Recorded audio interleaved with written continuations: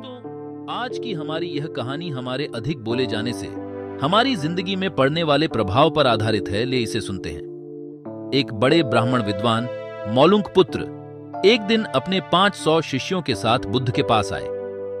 उसके मन में बहुत सारे प्रश्न थे और उसे उनके उत्तर चाहिए थे। बुद्ध ने एक शर्त रखी, 1 वर्ष तक मौन रहकर तभी वह उत्तर देंगे।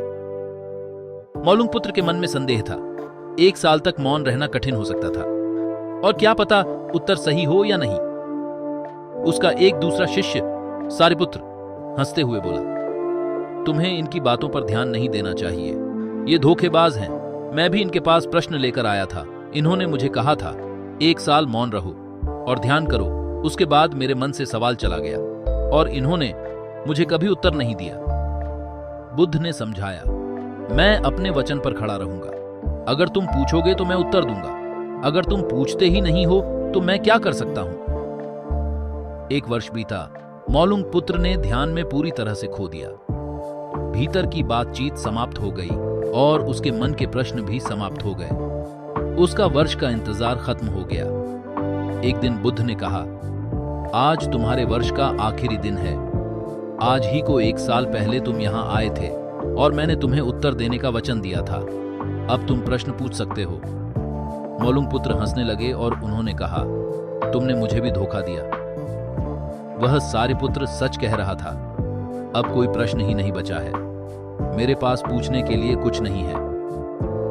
बुद्ध ने समझाया, प्रश्न के अभाव में समस्याओं का अस्तित्व नहीं होता। समस्याएं हमारे मन से होती हैं, हमारे विचारों से उत्पन्न होती हैं। जब हमारे मन के सारे प्रश्न गायब हो जाते हैं तब हम सच्चे मौन में पहुंचते हैं। इसका मतलब है कि मन की अवस्था तब होती है जब प्रश्न नहीं रहते और उत्तर समाप्त होते हैं। मन के प्रश्न रहित स्थिति ही सबसे उत्तम होती है, जब आपके मन के उत्तरों की कोई आवश्यकता नहीं होती।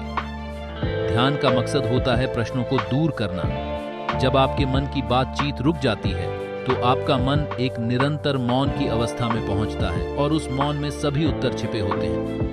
यदि आपके मन के प्रश्न गायब हो जाते हैं तो समस्याओं का कोई आवश्यकता नहीं होती। सभी बातें स्पष्ट हो जाती हैं और कोई समस्या बची नहीं रहती। इसके माध्यम से हम सीखते हैं कि जीवन में सुख और समृद्धि के लिए हमें अपने मन की शांति और मौन का महत्व समझना चाहिए, क्योंकि वही सच्चे ज्ञान का मार्ग है। आइए ऐसी ही एक और कहानी से समझते हैं कि उत्तम व्यक्ति कौन। यह बहुत पुरानी बात है।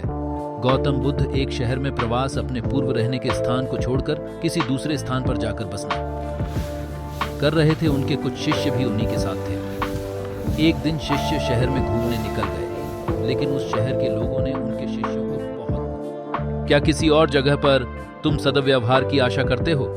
इस पर दूसरे शिष्य ने बोला, इन लोगों से तो अच्छे ही होंगे, इनकी तरह तो नहीं होंगे। फिर गौतम बुद्ध बोले, किसी भी जगह को सिर्फ इसलिए छोड़ देना गलत होगा कि वहां के लोग दुर्व्यवहार करते हैं। हम सभी तो संत हैं। हमें कुछ ऐसा करना चाहिए कि जिस स्थान पर भी हम जाएं, उस स्थान को हम तब तक नहीं छोड़े जब तक वहां के लोगों को सुधार ना दें। हम जिस भी जगह पर जाएं, वहां के लोगों का कुछ भला करके ही वापस लौटें। हमारे अच्छे व्यवहार के साथ वो लोग कब तक हमसे बुरा व्यवहार करते रहेंगे, एक ना एक दिन उन्हें यह एहसास हो जाएगा कि हमें ऐसा व्यवहार नहीं करना चाहिए। आखिर में उन्हें सुधरना ही होगा।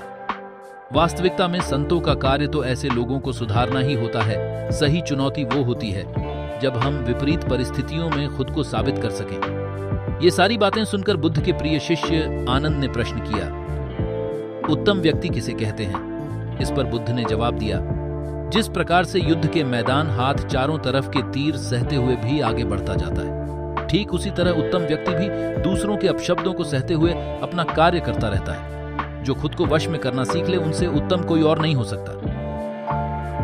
अंततः सभी शिष्यों को गौतम बुद्ध की सारी बातें अच्छे से समझ में आ गई और उन्होंने उस शहर से जाने का इरादा त्याग दिया।